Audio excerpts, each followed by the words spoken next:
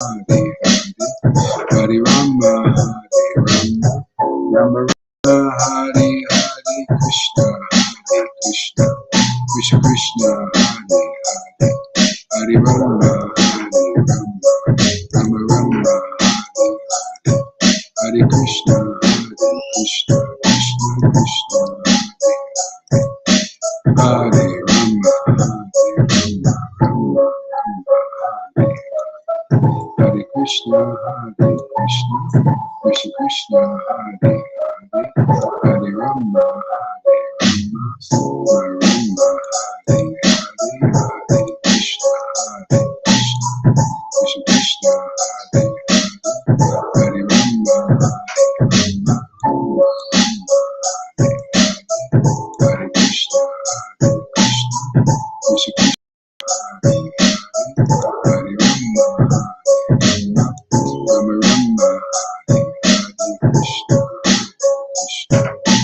Krishna Krishna, Hare Hare, Hare Rama,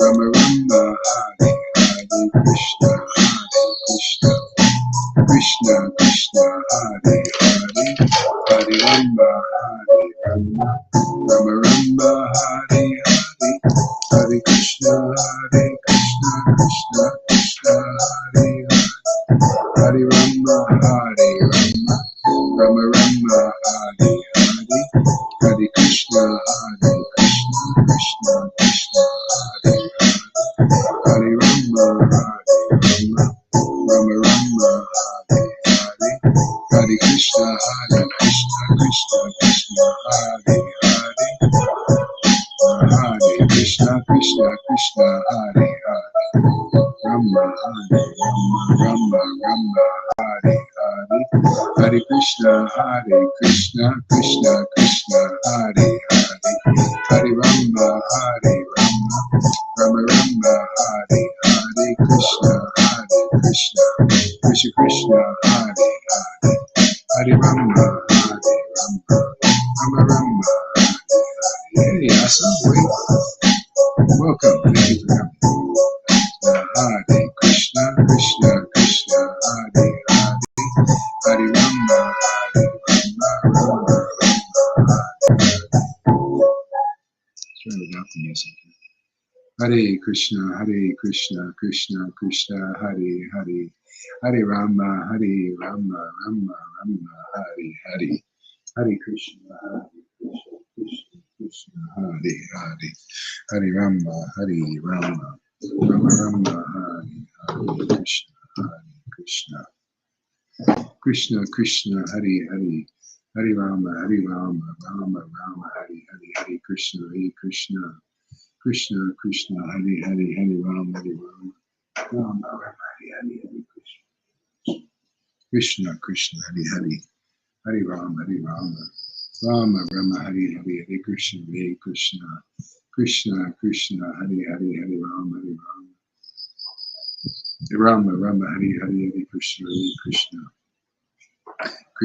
Krishna, Hare Hare, Hare Rama, Rama Rama, Hare Hare, Hare Krishna, Krishna Krishna, Hare Hare, Hare Rama, Rama Hare Hare, Hare Krishna, Krishna Krishna, Hare Hare, Hare Rama, Rama Rama, Hare Hare, Hare Krishna, Krishna Krishna, Hare Hare, Hare Rama, Rama Rama, Hare Hare, Hare Krishna,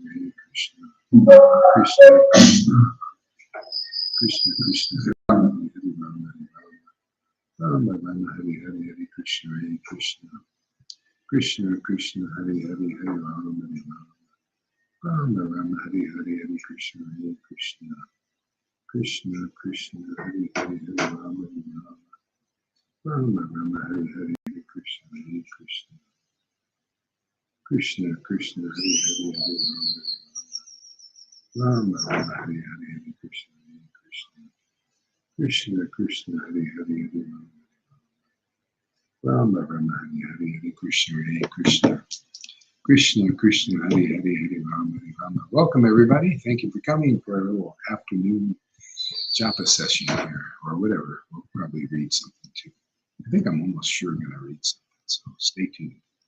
Hare Krishna, Krishna Krishna, Hare Hare, Hare Rama, I got inspired by this post I wrote to meditate on the Hare Krishna mantra. Hare Krishna, Hare Krishna, Krishna Krishna, Hare Hare, Hare Rama, Hare Rama. Hey, Das. Welcome, my new friend, old friend, new old friend. You're like a renewed person now, huh? Don't you? I bet you feel it too. Huh? You're getting renewed. Hare Krishna, reconditioned. Hare Krishna, Krishna Krishna, Hare Hare, becoming bigger, better, faster, able to leap tall buildings with a single bound, and laugh like a madman and cry like a baby. Hare Krishna, Krishna Krishna, Hare Hare, Hare Rama, Rama, Hare Hare. So please give me your benediction so that I can chant in ecstasy. Hare Krishna, Krishna Krishna, Hare Hare, Hare Rama, Rama, Hare Hare, Hare Krishna. Oh, I'm feeling it already, man. All right. Hare Krishna, Krishna Krishna, Hare Hare, Hare Rama. The blessings of the Vaishnavas are very important. Hare Krishna, Krishna Krishna, Hare Hare, Hare Rama, Rama, Hare Hare, Hare Krishna, Krishna, Hare Hare, Hare Rama, Rama, Hare Hare, Hare Krishna, Krishna, Hare Hare, Hare Rama, Rama, Hare Hare, Hare Krishna, Krishna, Hare Hare, Hare Rama, Rama, Hare Hare, Hare Krishna, Krishna, Hare Hare, Hare Rama, Rama, Hare Hare. Oh, my Lord Sri Krishna, Krishna. Oh, my Lord Sri Krishna, Hare Krishna, Krishna Krishna, Hare Hare, Hare Rama,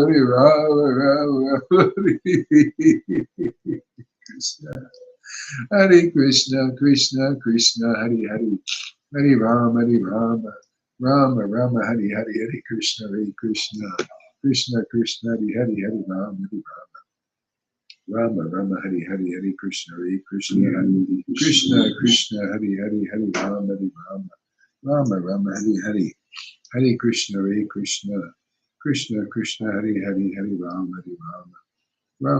Hare Hare, Hare Krishna, Krishna, Hare Hare, Hare Rama, Rama, Hare Hare, Hare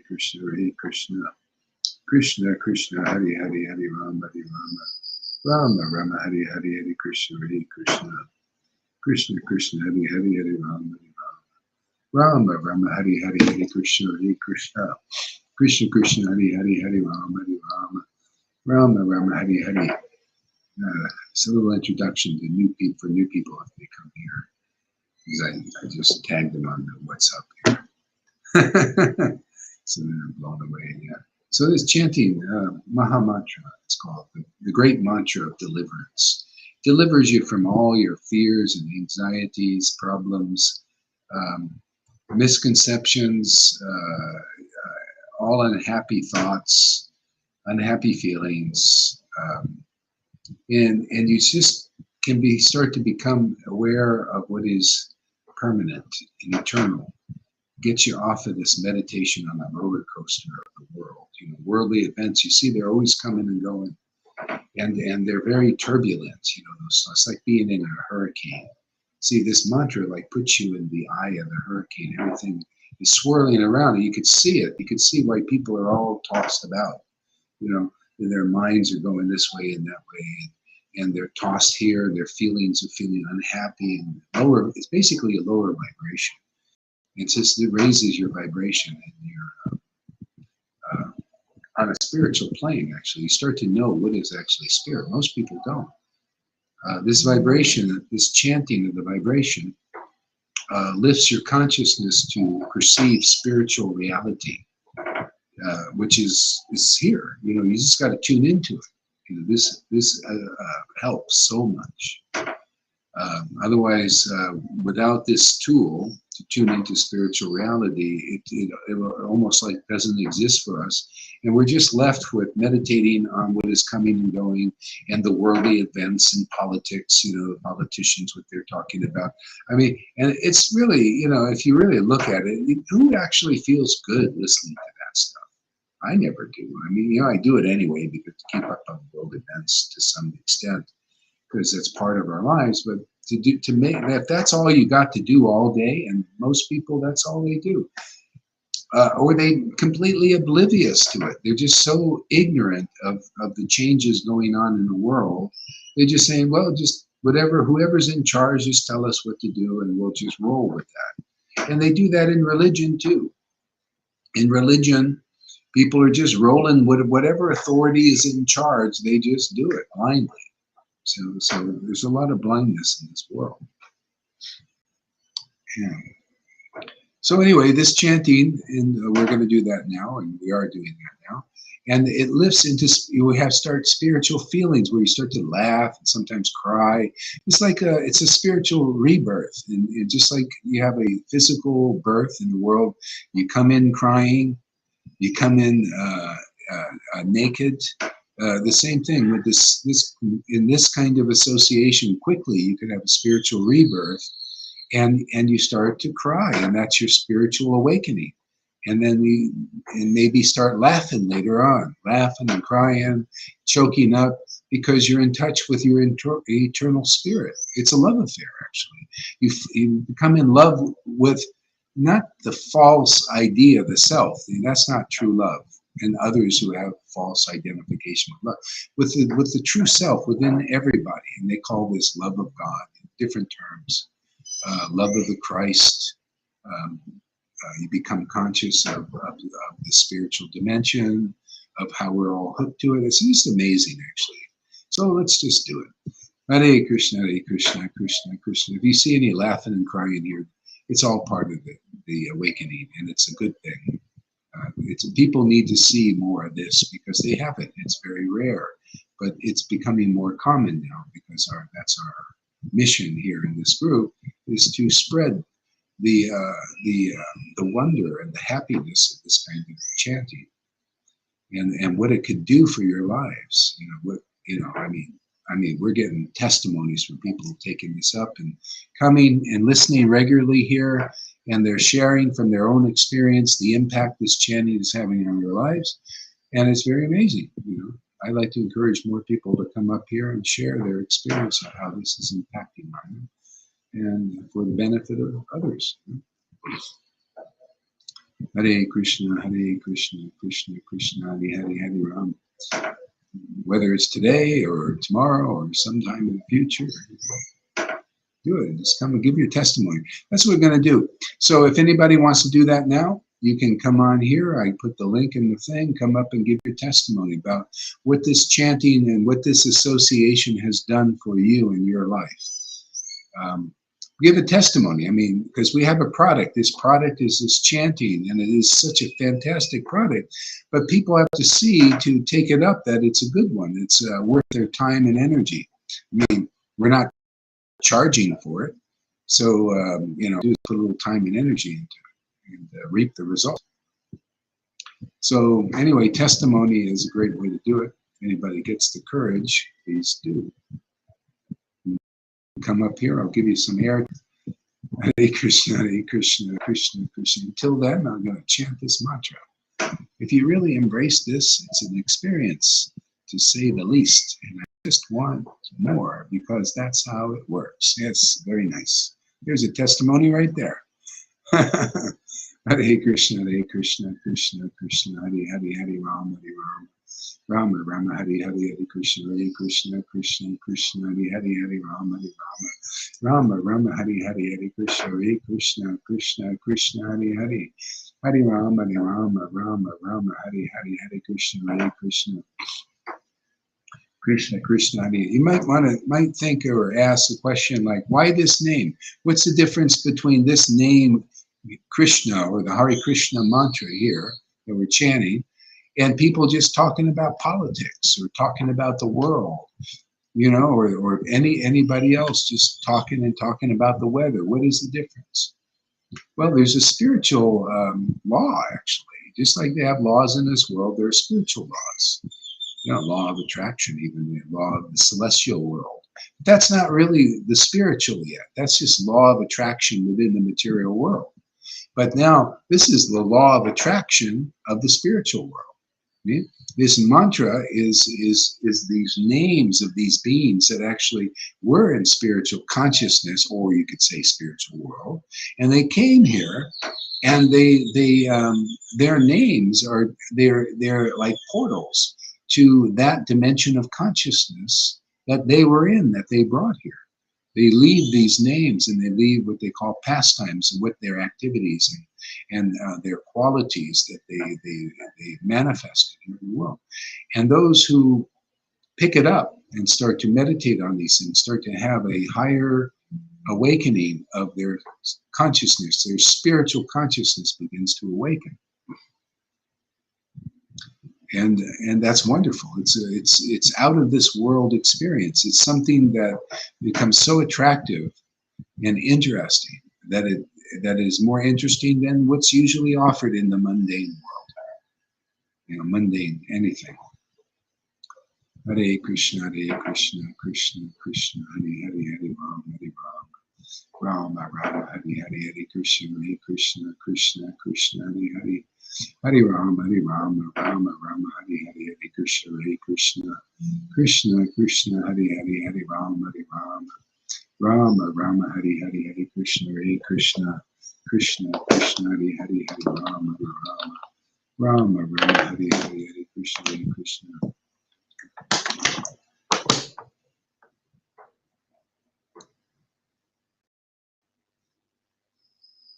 Oops.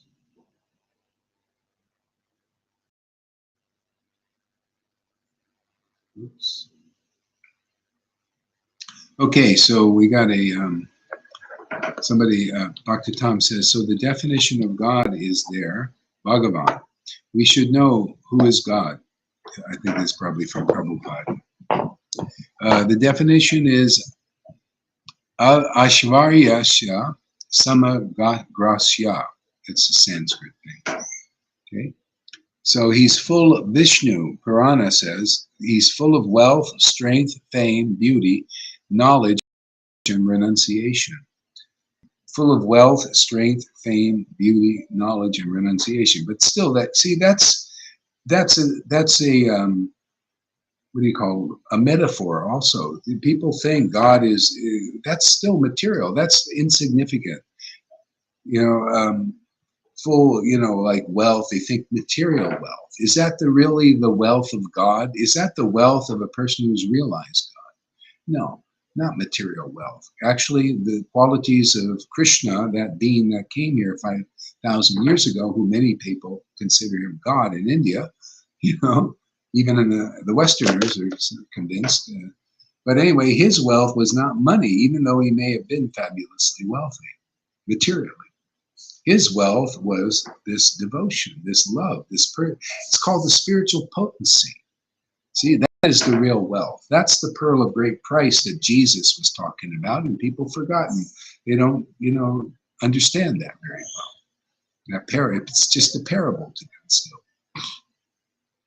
See, so full wealth. See, so full wealth, real wealth, is love, devotion.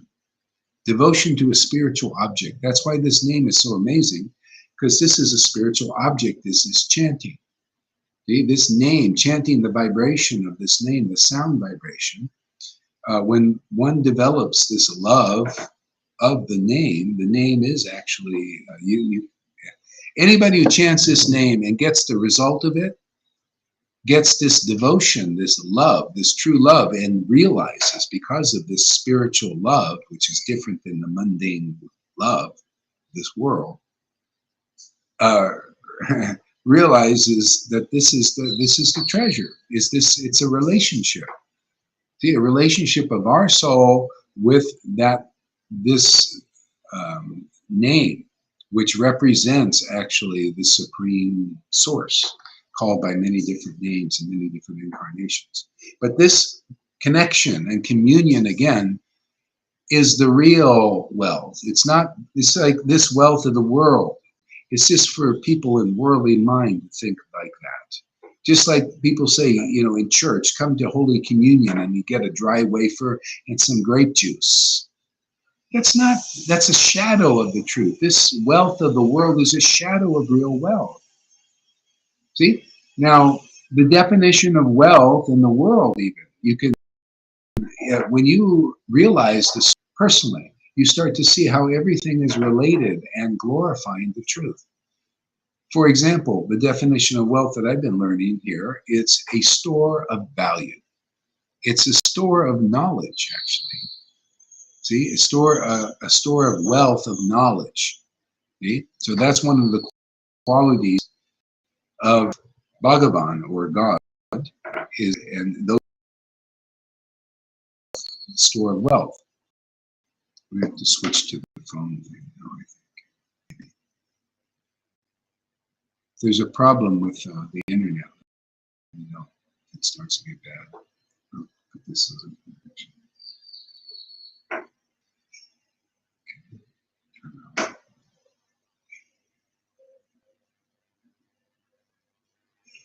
Yeah. So when one chants this mantra and attains this wealth of this love, true love, which is the condensed maximum strength of it, is called devotion to source, love of God. See, love of, I don't even like to use the word God anymore because it's got such a bad rap. There's so many misrepresentatives of God, that have material motives. They use the scriptures and juggle the ideas because their hearts are not purified. They misrepresent the true Lord. The true Lord is spiritual in spirit. And those who've attained the Lord, their happiness is to deliver that spirit to others, to awaken their spirit. To activate it. That's what these realized souls do. They call them Sadguru, the eternal guru. They awaken your eternal life in that sense. It's there in everybody, but usually it's dormant and needs awakening, needs a jump start. See, so the spiritual master, they use that term in India, see, or the preacher, they transmit this spark to awaken other spirit, that causes this relationship to manifest. And it just develops more. Starts like Jesus said, like a little mustard seed, and grows more and more. So Bhagavan is full strength. See, full strength. People think being the strong man, God is so strong. See, this is another thing. These also are metaphors. Okay, when Krishna was here, he's very strong and all that, but actually the strength is different. Their strength is to overcome illusion. That's strength, because even Arnold Schwarzenegger can't overcome illusion, even in his best day. Not even millions of these bodybuilders that got all this strength can overcome illusion, but Krishna can, and Krishna's devotees. That when you connect with Source, you become naturally devoted. That's called love of God. Hey, naturally. Naturally, you feel like in this relationship, and it's eternal. This is the loved one we've been looking for.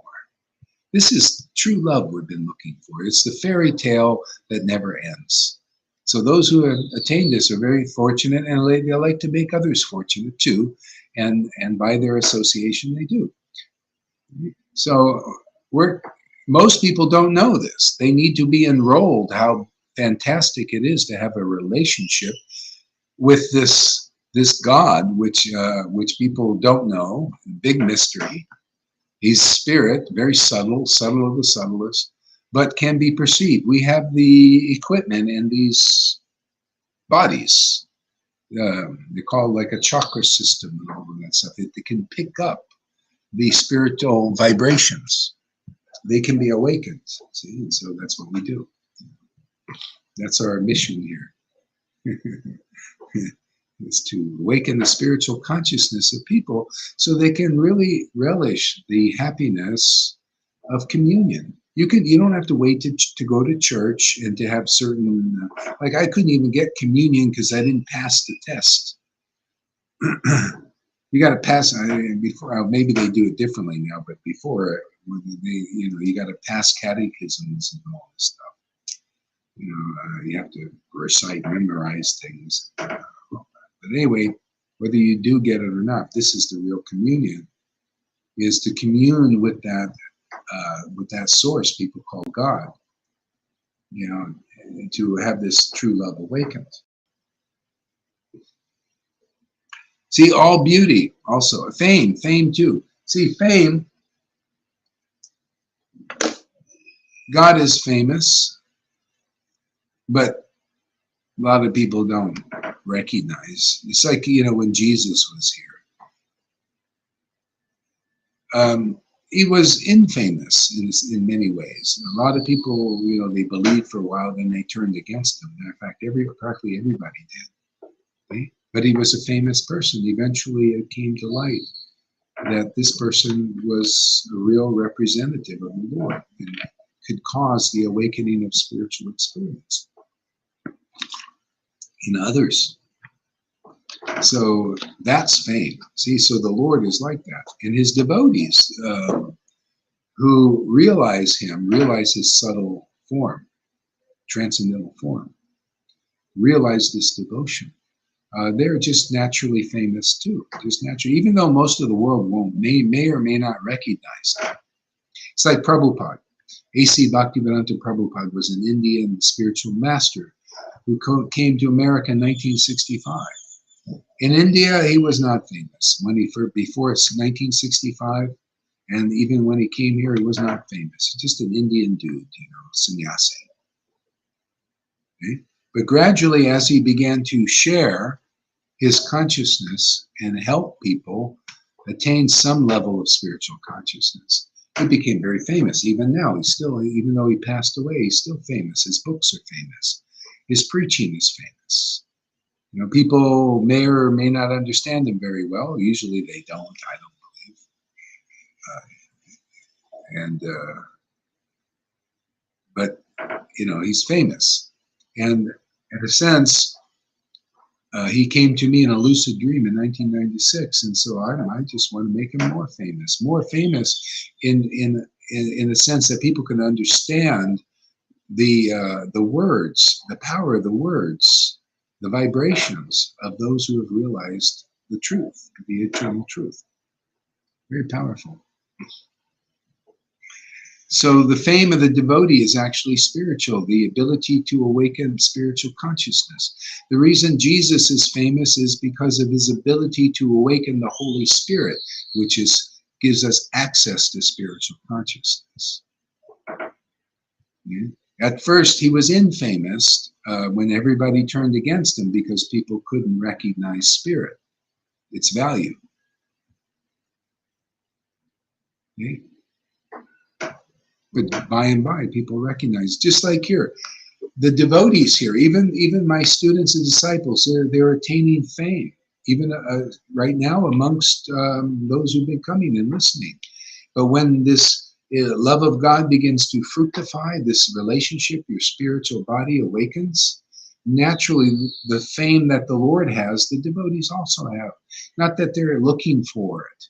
It's not a false ego thing.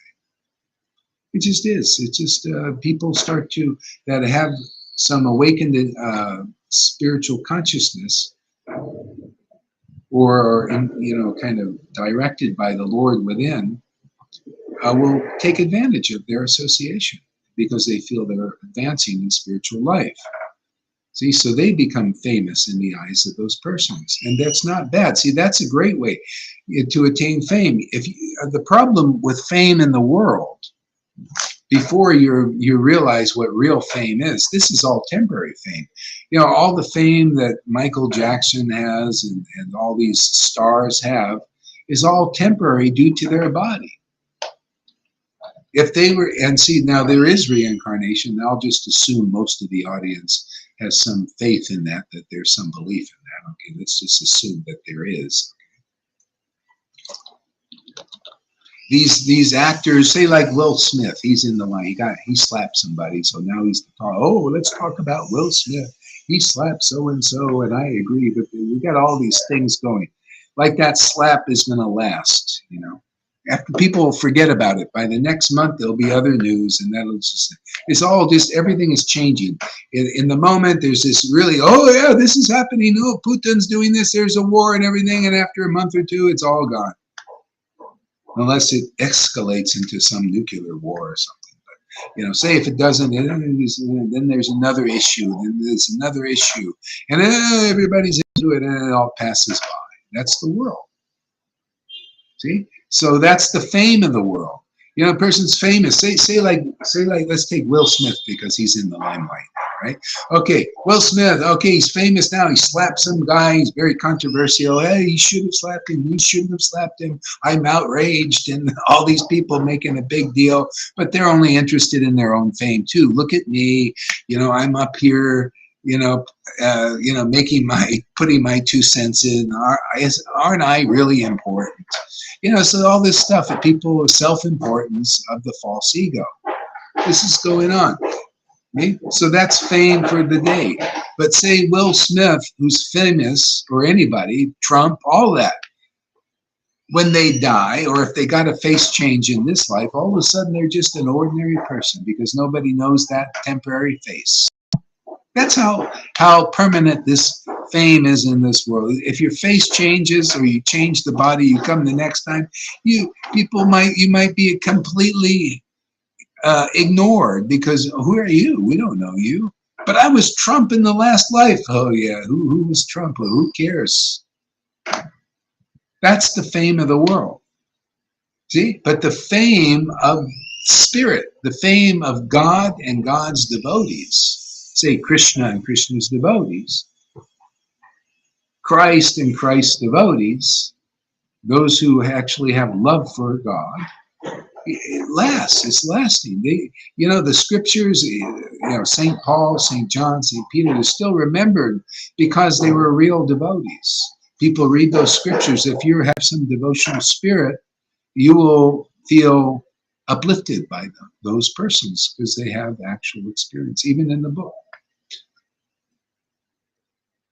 Not the fault finders, the critics who don't know the spirit, they go and they criticize St. Paul and these other persons. So real fame is in God and in the Lord's devotees. And what are they famous for? 2 things mainly. One is they have rapture. They worship God in ecstatic rapture.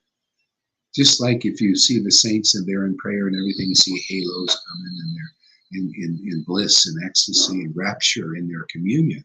See, they're famous for that. They're famous for entering into higher consciousness and then bringing that through into this world in the form of true knowledge that they put in the scriptures, the essence of knowledge. They're famous for that because that's eternal knowledge.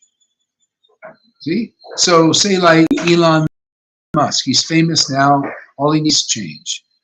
Or if he goes in another body, he has a face change, and that knowledge that he had in this brain before will probably be gone. Maybe there'll be some impressions, and he'll have to develop it again. Yeah. But it's only temporary, it only benefits people who want to go to Mars.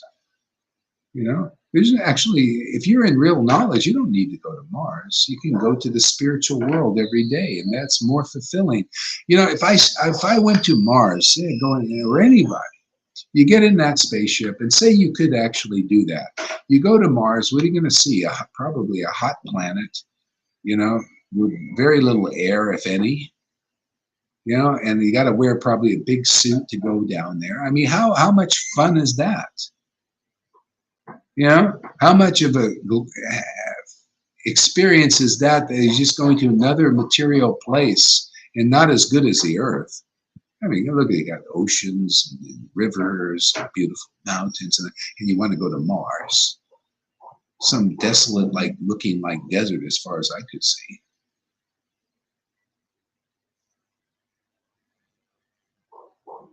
Hey, that's another temporary thing. But here, the devotees who started with the chanting of the holy name, you can travel to the spiritual dimension every day, just like we do here, and relish that and experience that level of consciousness. that level of experiencing a relationship with our source that is ever going to be ever present with us forever, and not be like, oh, we're going to come into life and be lonely and always be looking for somebody to love, like Tom, right? Always looking for somebody to love, and then they reject you, and they say, oh, I changed my mind about you. I thought it was going to be forever. Oh, well, yeah, I changed my mind. I had a few of those. See? This source, which we're all connected to, never changes their mind, changes his mind or her mind, whatever you want to think that source is, about you. It's always, oh, my friend, you're my beloved friend forever. Oh, I want to see you every day. This is what I get. This is my life. Every day I get the darshan of my source. Known as Krishna, Christ, whatever you want to, different names for it. He has different hats, different incarnations. This is the kind of knowledge you get. You see, oh yeah, gee, he can come as Christ. He can come as a devotee. The Lord can take different positions. He can come as Lord Ram, Lord Shiva, Lord Chaitanya, Radha, Krishna. It's all God, it's all the source. Full wealth, strength, fame, beauty. Oh yeah, beauty. You think it's physical beauty, the stuff that comes and goes. They think like that. They think, oh yeah, God or Krishna, even people on this path, at least externally on this path. They think, yeah, Krishna, very beautiful, beautiful features and everything. They think that external beauty that comes and goes is the beauty that verse is talking about. Are you kidding? No, permanent beauty, eternal beauty. He may have had that too. But the real beauty is, what is real beauty? That nobody knows. Yeah, real beauty are tears in the eyes that people laugh at when they see that. Real beauty is to be made up with the symptoms of devotion and loving the source, and all the symptoms that manifest in one's emotional loving. We go to the movie and you watch a romance, right? I always love watching romances. Oh, that's the greatest thing in the world. It makes the world go around. Can you imagine having, but you have a romance with a beautiful man or woman and everything, but then you find out all these imperfections. Sometimes they often reject you. You fall in love with them, they fall in love with you, and they change your mind, or you change your mind, and the other, miserable. Some people never get over it. Some people get out of the world. But this love affair, this beauty of the God is so beautiful that when you appreciate it, then he sees that beauty reflected, his own reflection in you, and you see that beauty in him. And that's this relationship. It's beautiful. This lasts forever, ever increasing, ever more blissful.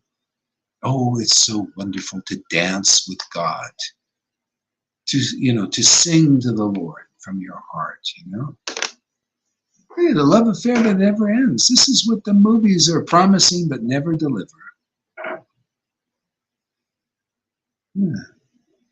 Full wealth, strength, fame, beauty, knowledge. See, knowledge comes from this love. See, this love affair, this relationship with God, automatically knowledge comes. See? And the ability to recognize real knowledge. You can look at these scriptures and you see beyond the bullshit and the bullshitters. People have been juggling the scriptures and all that, and you see the real essence of the truth. See, this kind of knowledge. See? Otherwise, people think all knowledge, what? Knowledge of the world and worldly things and knowledge of, this unlimited material knowledge, but it's material. It's not the essence. Real knowledge. See, real knowledge is knowledge that I'm a spirit soul. And I have an eternal relationship with Source. I need to activate that. It's imperative. Otherwise, I'm going to die and then take another birth. See, that kind of knowledge. In illusion. So let me activate this relationship. Now, how do I know it? Well, you come and you listen to a real devotee who has knowledge because of that kind of communion, regular communion. Then you learn the path to how to quickly get it yourself. You get to have what that person has. See? Renunciation.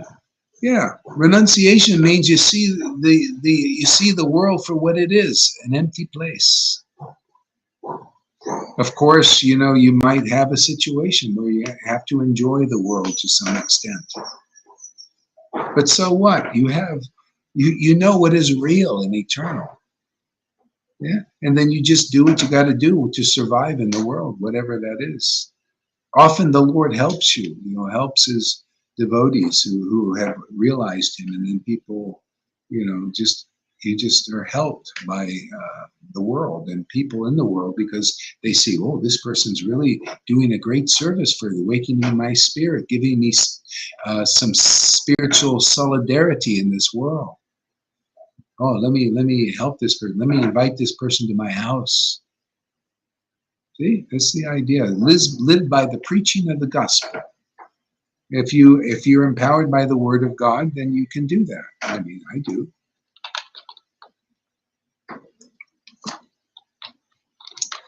Yeah. But you better be empowered, otherwise it might not work.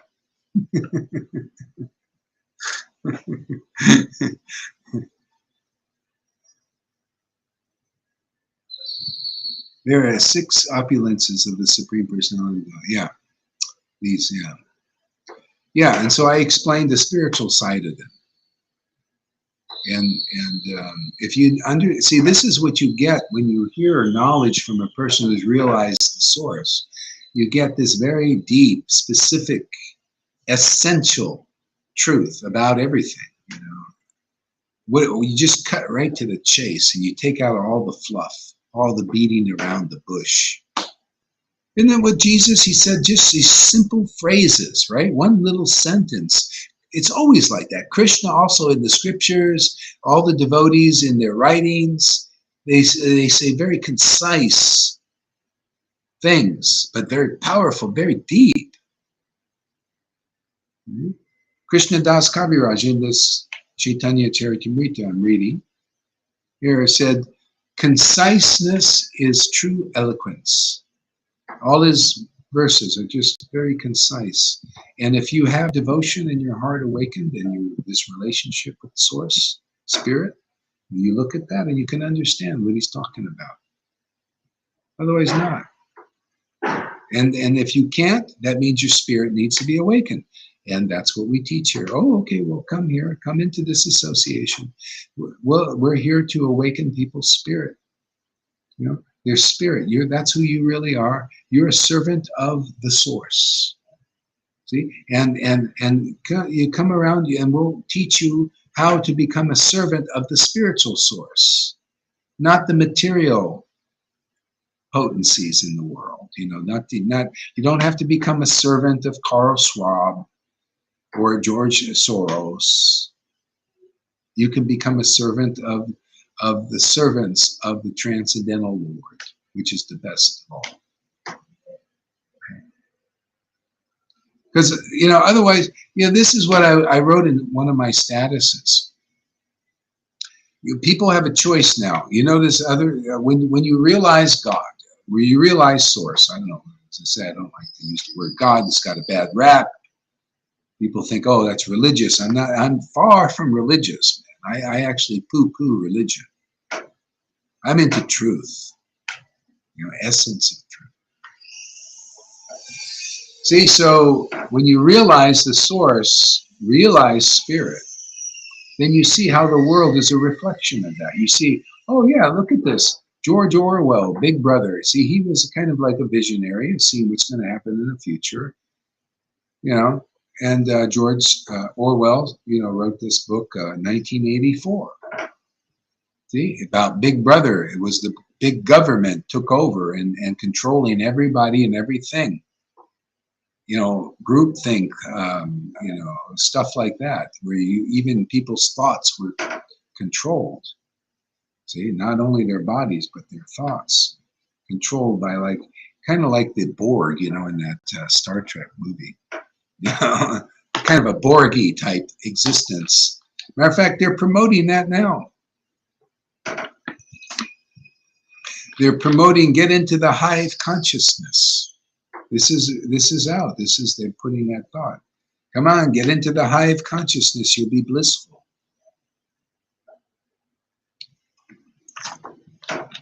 Yeah. So, and lose your independence and just work for the benefit of others. See, but that's kind of true, but that's a shadow of the truth. They want to force that. They want to, have it for the benefit of others is basically for the benefit of these megalomaniacs, these psychopaths, demons, they call them. They're very demoniac. Yeah, work for the benefit of others, which actually is to benefit us, because we don't give a shit about you.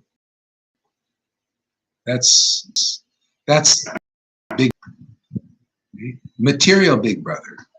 See, but actually, that's a reflection. See, the government steps in when people are still not spiritually awakened, because our nature. This is some truth that that you get when you realize the truth. You get to know what God knows, that kind of stuff, and teach what God knows and would like to be taught in this world to people who don't know. Okay? So, we're servants. We're just naturally servants. See, and the Lord has three energies. See? One energy is what we're talking about, the spirit. And that energy is very blissful, very ecstatic. It causes nothing but benedictions in your life. And most of the world is cut off from it. And there's another energy. There's only three main energies. This is the essence. This is taught in disciplic line. You can go your whole life and you'll never figure out there are the three energies that are really truth in this world. Even these shamans, most of them are not clear energies. Einstein was not clear on what these three energies were. I know, because I've studied some of this stuff. He didn't know what these energies are. This is a great mystery, a great secret of all secrets. See, so one energy is us. Our soul is called Jiva. Jiva means marginal. See, we're meant to serve either the material energy or the spiritual energy, ultimately. See, people don't know. Oh, you mean I have an option? Yeah, you do, but you don't know. You need knowledge. You need knowledge that comes from a spiritual master that's in the line to help you awaken your spirit, give you this knowledge to the point where your spirit is awakened. You can also understand what they understand. I'm not here to make slaves. If people do not agree to have a big brother spiritually, you're going to be complying with the big brother materially. That's what it's all about now. You'll be forced into compliance. There's no real way out except becoming a servant of the spirit, which the big brother, which is the spiritual master, they call that in India, where you can call the preacher, the sage, the one that helps awaken your spirit, teaches you how to connect with spirit and get that shelter. Because without it, big brother is looming. Can anybody, if you can't see, you're just automatically complying with it. If you have some spiritual awakening, you see, my God, look what the world has turned into. Look what they're doing. They're destroying everything to get this new world order accomplished. And that should put you into fear. Why shouldn't you fear that? Of course you'd be afraid. Who wants to live in a dystopian society? Who wants the government to look up your a-hole to know what you're doing? Literally, I'm not joking. They want to know what's going on in your anus. They want to put all these probes in you and know, well, let's go, what's going on in their butt? Is it a healthy rectum or not? You want to say something, Tom? Go ahead. Yes, when I look at them, A little bit louder. When I look at them and become sad. That's good. Get it out of you, man. Get all that sadness out. Yeah. Yeah, the sadness is you got to go through the emotions. And it's material transformation of the emotions. You go ultimately to the point of neutral. This sadness is an illusion. It's called lamentation. Even in Bhagavad Gita talks about it. Arjuna, don't fall prey to this lamentation. He was doing the same thing there. I've got to fight here, and got to kill these people. And Krishna says, snap out of it, man. You're a warrior. This is ordained. This war. This is what I say. This baby, you're just like Arjuna.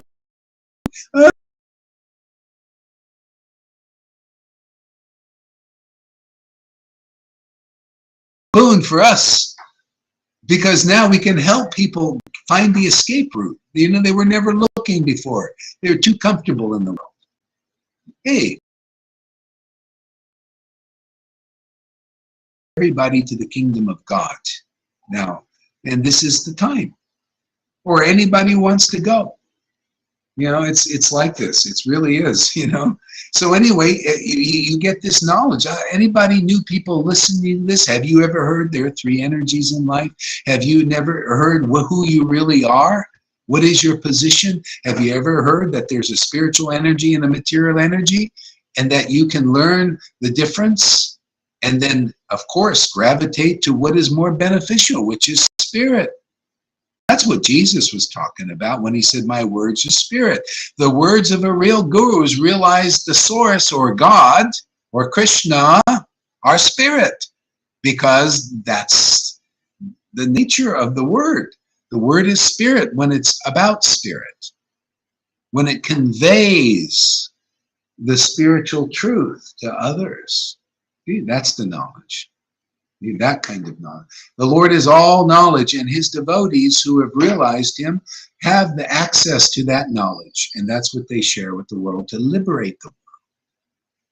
Otherwise, without knowledge of what is spiritual, what is spirit, you're just caught up in the mundane, the material. And what is your choice? Well, what's on the boob tube? What's on the YouTube? What's on the Facebook now? Oh, the world is coming to an end. Oh my God, they're destroying. Oh, it makes me feel really sad. We can't do jack shit about it. It's happening. Nobody can do nothing about it. Because, that's in power right now. Or you want to spend your whole life fighting? Who has all the guns? Who has all the technology? Who has all the censorship? What are you going to do, you little pipsqueaks? It was a very powerful energy, hitting the planet. It's been predicted. So better to figure out how can I get out of that onslaught? And also help others. That's helpful. Huh?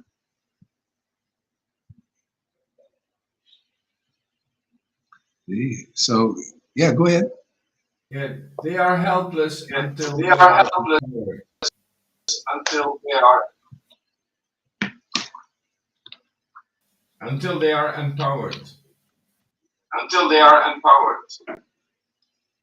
Well, you need to be in touch with spirit, and that's what is when you have, like in India they call it having a spiritual master.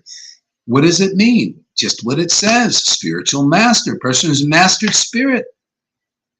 They're master of the spirit, literally.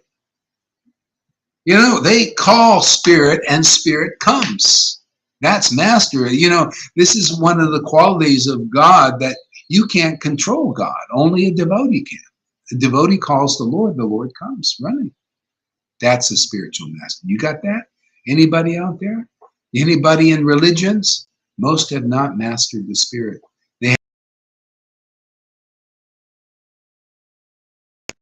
See, when God is awakened in the heart, then that's the only ability to attract the Lord.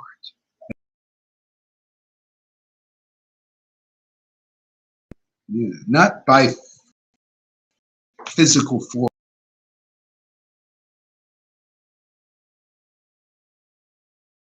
Yeah, you are breaking up. Body. Oh, this is very important. They want to control it. Very hard too. A lot of work, a lot of energy. What? Yeah, there are some Oh, connection is problems. there? There are some connection problems. Oh yeah. Let me go on. Let me go on to here. I'll go on to here. I'll go on to the mobile hotspot.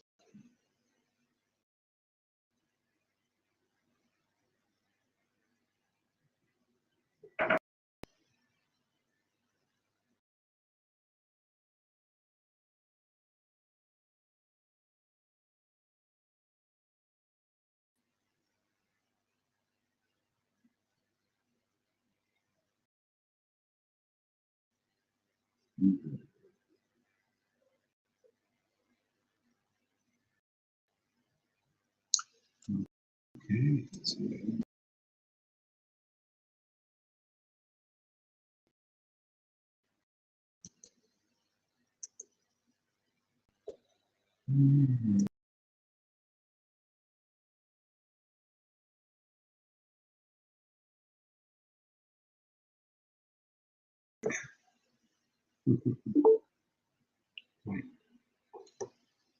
Yeah.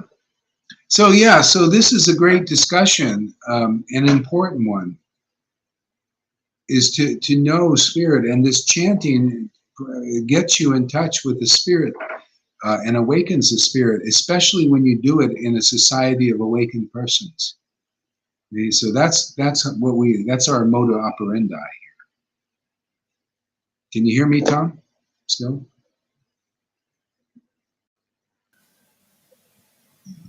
Take you off and put you back on. It's okay. It's okay. Yeah, yeah. You know what? Go off and come back on because you're frozen.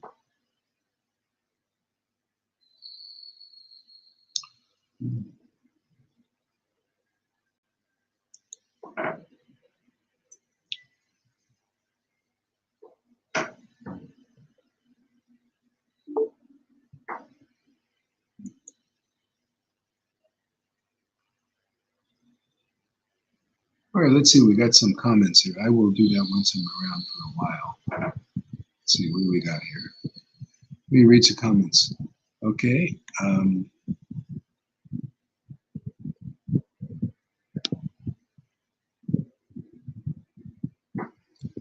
Let's see here. Find it. Okay. But see, I learned that as feelings are something that arise within us, not who we are, just another passerby. Yeah, yeah. See, that's why this teaching is very secret, because it goes beyond that misunderstanding. That's just a lack of understanding of the transformation. See, in the Vedic cosmology, in the Vedic teaching, in the Vedic disciplic line, you learn great secrets about the universe and about how things are set up. So this thing about feelings passing by and all that, that's just a stage of maybe watching that this is not the real you, because there's a part of us that is observing the material body, and the material part of the material bodies is the mental body. You notice it's a subtle body, but it's, you can perceive that yourself. And some people become psychic and they can also perceive the thoughts in others too. But basically that's a body. Just like you can perceive the physical body, we have a mental body and we have an emotional body also. And a lot of people are so identified with their material feelings because that's what makes our material worlds go around. See, this what keeps us in the cycle of birth and death is our material feeling for this world. Our material feelings for being a father of some material child, or a mother, oh, it was so nice to be a mother, I want to do it again. Or falling in love, oh, I just loved being in love, it was so wonderful, at least some of the time, I want to do it again. and you die with those thoughts. So anyway, the deeper truth, the deeper transformation, that's why you need a spiritual master, actually, in this line. And unless you're there, but most people are not there, you know, and so if you're not there, then you have these ideas. Life is about just seeing the thoughts pass you by. That's kind of a yogi teaching, or something like you get from Eckhart Tolle. But this teaching is far beyond all of this. This talks about how our feelings can be transformed into spiritual feelings, instead of just seeing feelings passing you by because you probably don't like a lot of them. They're not I mean, a lot of feelings people have give them troubles. Like this sadness thing, that's a feeling, right? Would you say that's really helpful in your life, or is it kind of a weakness? It's definitely a weakness. It's not complete. Then I'm not completely connected. There's not Yeah. no Yeah. full So yeah. No, it's but we can have these inside our soul.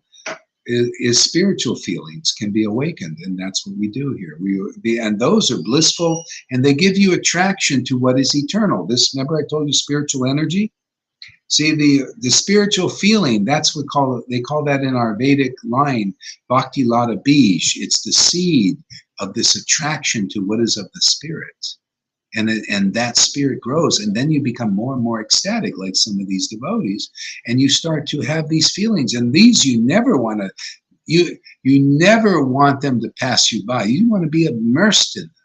You want to relish these feelings, because these feelings also awaken great knowledge and revelation of the spirit, of God, or Krishna, or like whatever your deity is in your life. I never deny my feelings absolutely as strength. Yeah, okay, yeah, but they'll get you to a certain point. I've done all these things. I've observed my feelings. I've been in I felt my feelings. You can go, and that'll get you to a point maybe of liberation. But here it goes into complete transformation, where you become a spiritual feeler. Yeah, and that becomes part of your nature, and that becomes really empowering. But anyway, that's why you need, if you're attracted to this, you're very fortunate, because this is really the end all and be all. This is to finish the work of your earthly sojourn in this world. This is the end of all knowledge, the truth of all truths, this kind of stuff. If you stay around, you'll see what I'm saying. It's just, it is. And a lot of people think, oh, you don't agree, everything is the same, or why? Every path leads to the same place. Well, maybe eventually, but how quick you want to get there, that needs to be considered. You can go from just feeling your feelings here and going deeper to having them transform into spiritual feeling very quickly, and those you're going to love. Spiritual feeling is the greatest gift of the world. I'm here for that reason. I'm feeling the reason I can tell you have that level of joy. Okay, I never felt before. Hard to experience feelings you've never. Exactly, it's like that. It's we work on this. If God inside your heart leads you to leads you here, it's because you got you want to know, well, hey man, what is this person feeling? You're kind of like the story with Krishna. In that story, in the Caitanya Devotees, Krishna was thinking about Radharani. Radharani was a great feeler, spiritual feeler, and her spiritual feelings and spiritual happiness was so great that even God thought, boy, what? Her love for me, for Source, is so great. that I would like to know and experience what she's experiencing, but I can't because she's got these very deep, pure feelings for a source or for God, for Krishna, for in this pastimes Krishna, that I would also like to experience that. I want to know what she knows, but I can't because she's got such developed love. See, so this is the path we teach. And see, you're an example of like, yeah, I'd like to also, what is this Lalita Ganga feeling? What is river feeling? And what is, because this becomes interesting, like, yeah, I want to check it out. See, so that's called Raganuga Bhakti. That's the path we teach here. We teach people that develop such desire, like, yeah, I also like to check this out. I think, I think this might bring me deeper into truth. Yeah, see, that's good. This is God. This is you're, very happy to see that you've got those kind of motives. Yeah. I never felt before. Hard to experience feeling. Yeah, exactly. Well, you can. If you stick around, you will experience these things. That's what it's all about here. And if you look around, you'll see there's nobody teaching like this. Not like this. Not this kind of product. A lot of people don't even know about these kinds of spiritual feelings that you can see here every day in devotees. So this is another level of consciousness. So that's what we do here. Yeah. So you know what? I think I got to stop talking for a while. And we've been on for about over an hour now. And I need to rest the voice. This is my third time being on today. I did like an hour class just a couple hours ago. And then 2.5 hours, probably 2 or 3 hours this morning.